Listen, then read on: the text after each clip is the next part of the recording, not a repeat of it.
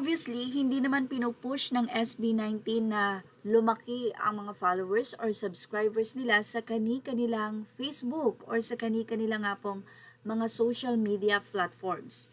Pero syempre, ang mga casuals or yung mga bagong fans, pagka nakita nila ito, hinahanap talaga nila and then they follow. Katulad na lamang ng Facebook ni Stel.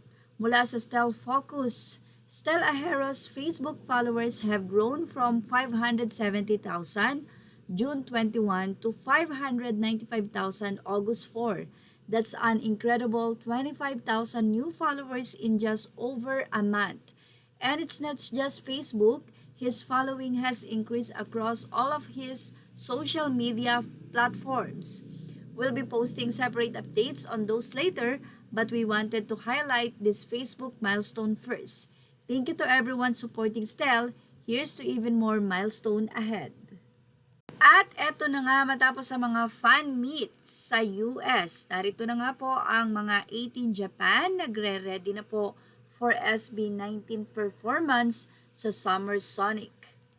Narito po ang update and ang Philippine Embassy mismo po in Japan ang nagbigay ng information na ito.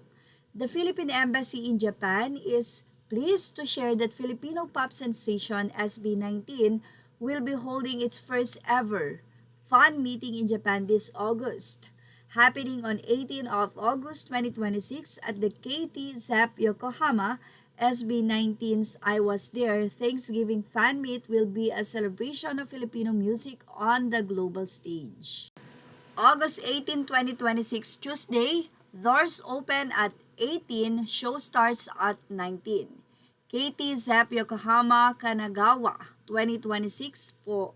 Ayan, para po sa mga Japanese fan, mababasa po nila dahil translated din po ito sa Japanese and then sa English para naman po sa mga foreign or Filipino or mga American at ibang citizen na fan ng SB19. Sa comment section, lubos-lubos na nagpapasalamat ang 18 sa pag-aasikaso at sa pag-iingat nga po ng Philippine Embassy in Japan sa SB19.